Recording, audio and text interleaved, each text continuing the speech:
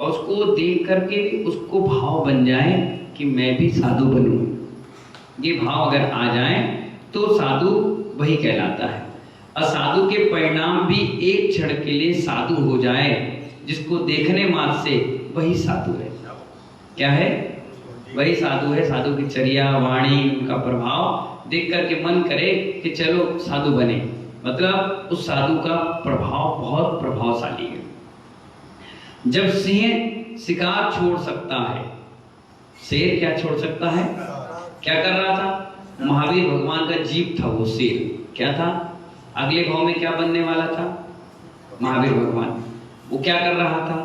एक 3-4 दिन से भूखा तो था, तो उसने हिरण को मुंह में दबाकर ले जा रहा था, काय के लिए? खाने के लिए। ऊपर से मुनिराज आए, उन्हें देखा, अरे ये क्या कर रहा है? अवधि ज्ञान देखा, अपना जाति स्मरण देखा कि भाई देखो ये तो भगवान महावीर बने और शिकार कर रहे। आए, खड़े हुए, उपदेश दिया, तो निर्गत को देखकर एक शेर के भी भाव बन गए मुनि बनने के, त्याग करने के।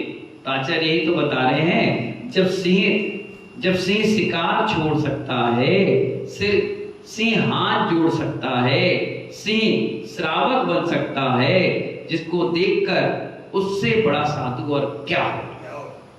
कितनी बड़ी बात बता रहे हैं कि साधु अपने आप में, सांप चुपचाप बैठ जाता है, नेवला चुपचाप बैठ जाता है, सिंह चुपचाप बैठ जाता है, खुकार, ये सब जानवर भी, हाथी भी एकदम मत होकर के शांत बैठ जाता है। आप देखिए कभी रथ यात्रा, गजरथ यात्रा में हाथी आता है तो अपन पुचकार लेते तो वो भी सूंड उठा करके प्रणाम करता है। वैसे गुस्सा करेगा, सांप भी फुकार होगा, लेकिन अपन नमोकार मंत्र सुनाएंगे तो उसको भी शांत हो जाता है।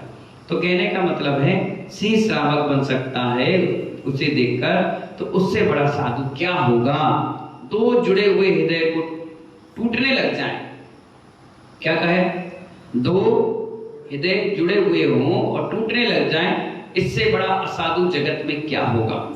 ध्यान रखना, अखंड समाज को देखने के लिए आंख बनाकर चलना। क्या बनाकर चलना? आंख बनाकर चलना। जब भी साधु बनो, समाज को खंड करने का विचार मत करना। क्या नहीं करना? अपने नाम के लिए, अपनी ख्याति के लिए, अपनी वाहवा, अपनी फोटो के लिए ये नहीं कहना हाँ हाँ हाँ ठीक है तुम अलग ग्रुप बना लो, तुम भी अपना अलग ग्रुप बना लो। क्यों बना लो? एक रहो। अखंड होना चाहिए, खंड नहीं होना चाहिए। श्रवणों के लिए कहा है, प्राणी मात्र के लिए अखंड निहारना।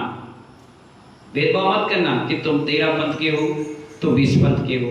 तो मैं अगर 13 पंथ को मानने वाला हूं तो 13 पंथ मुझे अच्छे लगे, 20 पंथ अच्छे नहीं लगे। हाँ, मैं परिवार समाज का हूं तो जायसवाल समाज को भगा दूं, अग्रवाल को भगा दूं, इनको ट्रस्टी नहीं बनाऊं, इनको कमेटी में नहीं रखूं, इनकी बोली नहीं करवाऊं, उनको जोड़ो नहीं, इनके कलश नहीं दूं, इनको पीछे करूं, उनको बुलाओ नहीं। ये सब साधु की परिणाम है ही नहीं, ये असाधुता है। क्या है? असाधुता है। साधु तो सब जगत का है और सब जगत उसका है। ठीक है ना? तो प्राणी मात्र को अखंड निहारना, इसका नाम साधुत्व है। योगी का अर्थ होता है जोड़ना। योगी का अर्थ क्या होता है? जोड़ना। जो टूटे हृदय को जोड़ दे, जोड़कर रखे, उसका नाम योगी। उसका नाम क्या है? योगी। जुड़े हृदय को तोड़ने का विचार जीवन में भी मत करना। पंचम काल में कितनी सी श्रद्धा है? पंचम काल में आचार्य क्या कह रहे हैं? कितनी श्रद्धा है मुकेश भाई? थोड़ी सी, हल्की फुल्की श्रद्धा। तो आचार्य कह रहे हैं देखो, इससे सुहाना समय आगे मिलने वाला नहीं है, धीरे धीरे ये भी चला जाएगा। पंचम काल है, अभी सब कुछ मिल रहा है, कुछ सालों में, कुछ वर्षों में ये भी समय धीरे से चला जाएगा। बहुत अच्छा है कि आप एक साथ बैठ रहे हैं, पूजा कर रहे हैं, पाठ कर रहे हैं, प्रतिष्ठा कर रहे हैं। कुछ वर्षों के बाद तो लोग अपने घर में ही करेंगे, मंदिर कोई नहीं आने वाला। लड़ाई झगड़ा झंझट, आपसी तनाव, आपसी राग देश, अपना मानसिक तनाव कौन बेकार करेगा? सब भाग खड़े होंगे। इसलिए आचार्य कहते हैं ऐसा सुहाना समय आगे मिलने वाला नहीं है। हे ज्ञानियों, अशुभ भाव करोगे तो अशुभ उपयोग करोगे, अशुभ भाव करोगे तो अशुभ उपयोग करोगे तो नरक आयु का बंध ही होगा। शुभ भावों से स्वर्ग की सुख की प्राप्ति होती है, परंपरा से मोक्ष की प्राप्ति होती है। लेकिन सुख और दुख इन दोनों के भावों को जानकर अब तुम जैसा रुचे वैसा करो। दोनों को समझ जाओ, अशुभ करोगे तो अशुभ उपयोग होगा, नरक जाओगे। शुभ करोगे तो स्वर्ग का सुख भोगोगे।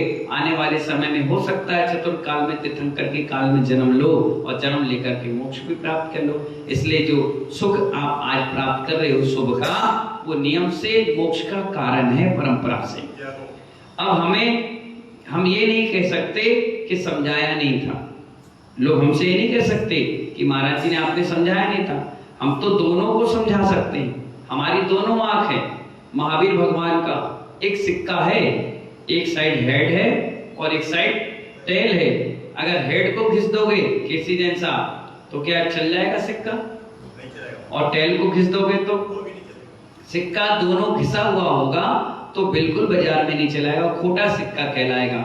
जब दोनों अच्छा होगा तभी बाजार में वो चल पाएगा। भगवान महावीर यही तो कह रहे हैं, सिक्का मैं हूं, पहलू दो हैं, एक हेड का एक टेल का। लेकिन जो साधु है ना तो वो टेल को पकड़ के बैठे और ना हेड को पकड़ के बैठे, वो तो सिक्का को पकड़ के बैठ जाए, अपने आप वो सिक्का चल जाएगा और उसकी भी दुकान चल जाएगी। इसलिए आचार्य कहते हैं अब ये मत कहना कि हमने समझाया नहीं था, हमने पहले ही समझा दिया। अशुभ का उपयोग करोगे तो सीधे नरक जाओगे, शुभ का उपयोग करो तो सीधे स्वर्ग जाओगे।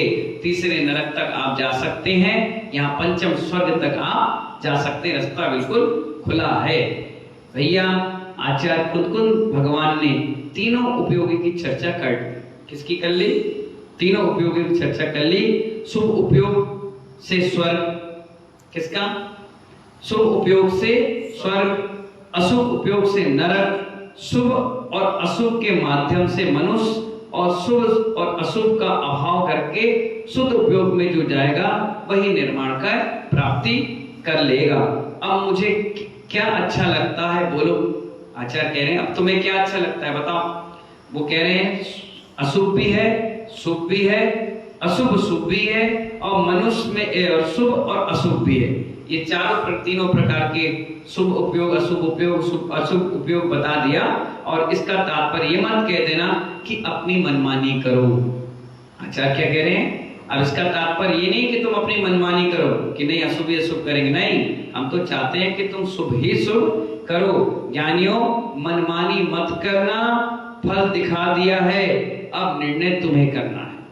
क्या दिखा दिया? अच्छा भी बता दिया, बुरा भी बता दिया, अब निर्णय आपके हाथ में है। पर ये मत कर लेना कि मनमानी करने लग जाओ, अपने मुंह मिट्ठू बनने लग जाओ, अपना टीका अपना पटका अपने आप में पहनने लग जाओ, नहीं। इसमें कहा गया कि आप आनंदित रहें, खुश रहें और हमेशा शुभ का आश्रय करें, अशुभ का आश्रय नहीं करें। वैसे भी आचार्य कह रहे हैं ये पंचम काल है, शुरुआत है, धीरे धीरे और भयंकर आएगा, और उत्पात बचेगा, और विखंडन होगा। इसलिए आप बहुत अच्छे हैं कि आपका जन्म जल्दी हो गया। जितना हो सके शुभ शुभ आश्रय कर लीजिए और एक दिन शुभ उपयोग से शुद्ध उपयोग में निकलकर भगवान बनिए। ऐसी मंगल भावना के साथ आज अष्टमी का दिन है।